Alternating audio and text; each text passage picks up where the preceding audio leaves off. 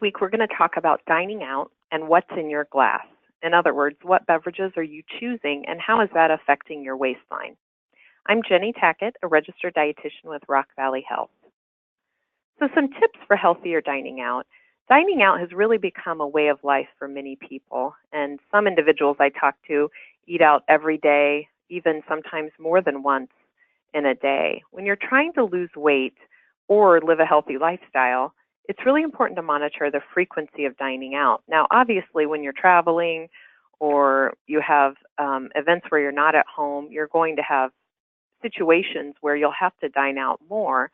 But when you're able to control it, when you can do things like bring your lunch to work or make sure to have something planned on a busy evening, it's better to eat at home where you have a lot more control over your choices and your ability to eat healthy.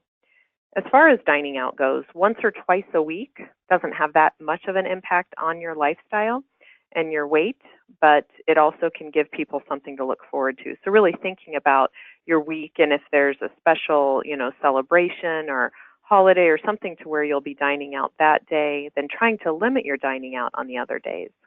When you eat out, it's important to ask questions of your server, find out how things are prepared, and really try to make wise menu selections. I found that you can really tell how things are prepared, often by how they're described on the menu.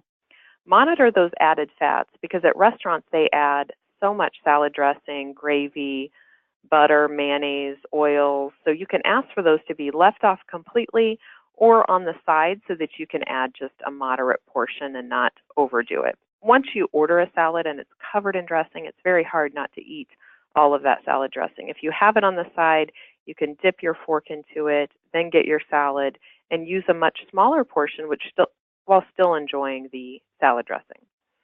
Passing up on all-you-can-eat specials or buffets, those really promote overeating. There's such a variety that it's difficult not to go back for more.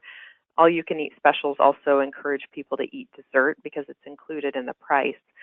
So those kind of situations are going to lead to more overeating. Your attitude makes a big difference. If you have an all-or-nothing attitude like, oh my gosh, I'm eating out, I get to do whatever I want, you'll probably overdo it. If you go in there with a plan, pick something healthy, maybe go online. I love to go online and look at restaurant menus, see what's available, and choose something healthy ahead of time. And then eating slowly, that is just a change that we could all make for the better. Now, there are some people out there that do eat slowly, but a lot of us, and I know I'm in this boat, will tend to eat too quickly. And you need at least 20 minutes for food to get to your intestine and then tell your brain that you're full. So doing things like enjoying the conversation, setting your fork down, planning a pause, just any way you can to really slow down meals, whether they're at restaurants or at home. But don't skip meals. If you know you're going to eat out, it's not a good idea to go in famished. You want to go ahead and eat meals beforehand, have healthy things in those meals to kind of balance out the day.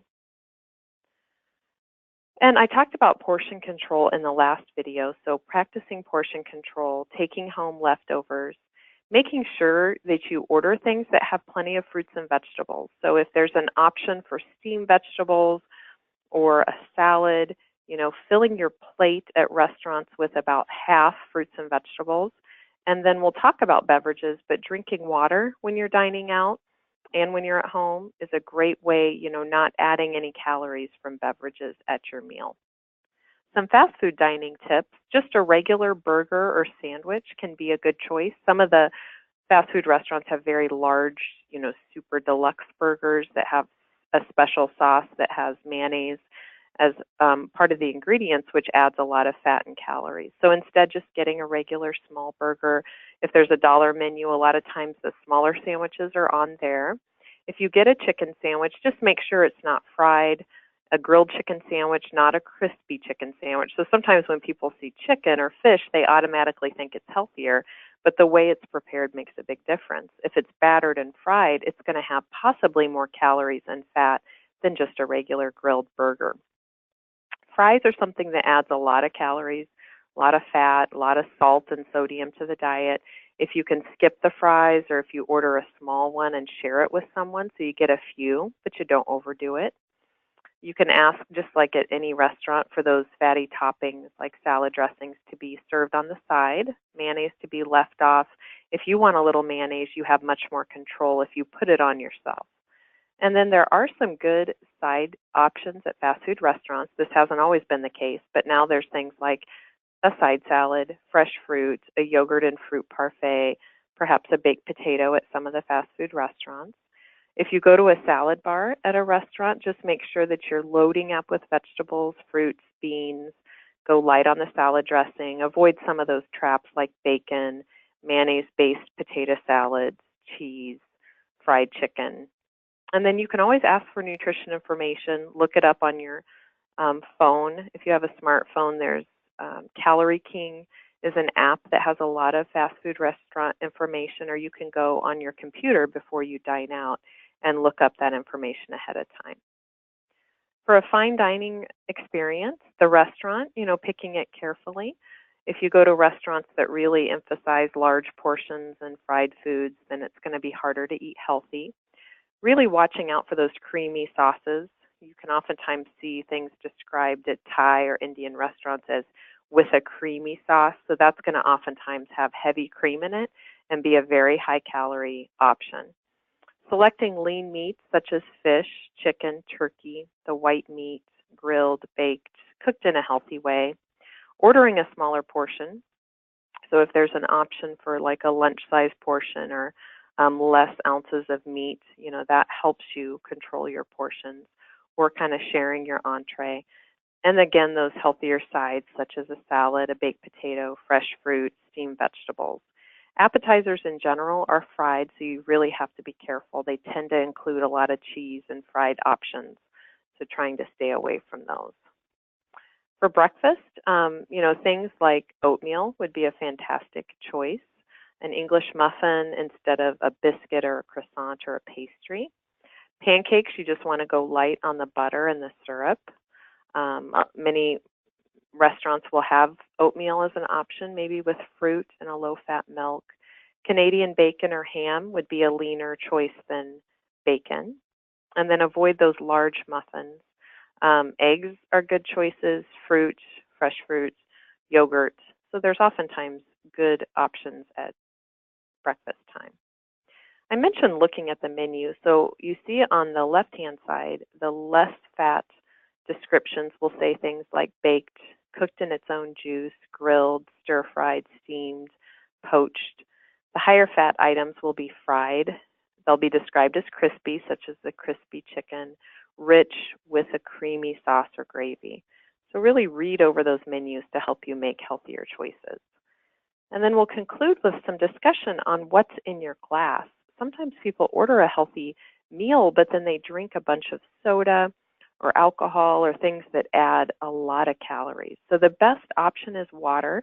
If you get tired with water, things like club soda, seltzer water, infused water, water with lemon or lime slices, and then just plain coffee or tea, not with added sugar or cream.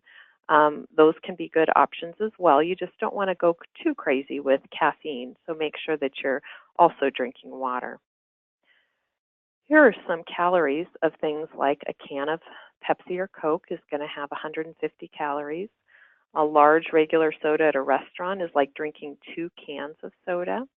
Lemonade, juices, and a lot of people think of juice as a healthy option, but the problem is it doesn't have any fiber, so it doesn't fill you up. It's a very concentrated source of sugar. Eggnog and apple cider are very high calorie. Sweet teas have kind of made a comeback, and they're mixed with a lot of sugar, so you want to be careful with that. An unsweetened tea would be a much better choice. And then some of the latte drinks can be 300 to 600 calories, depending on the syrups that are added. And then alcohol is a double whammy because not only does it provide calories, and you can see things like, and again, these are pretty small portions, like 4 ounces of wine, 4-ounce daiquiri.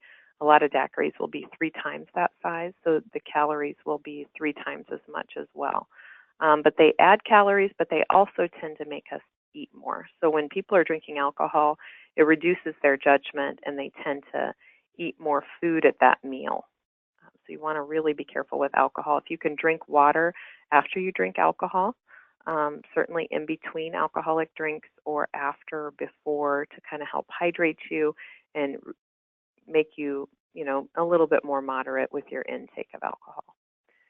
Now, in order to lose weight, you have to be in a calorie deficit, meaning you have to take in less calories from food and beverages, or you need to expend more from physical activity and basic body functions. The body treats calories the same whether we eat them or drink them. So really think about the beverages that you're choosing and make sure that you're not wasting a lot of calories on those beverage choices. Thank you. Have a great day.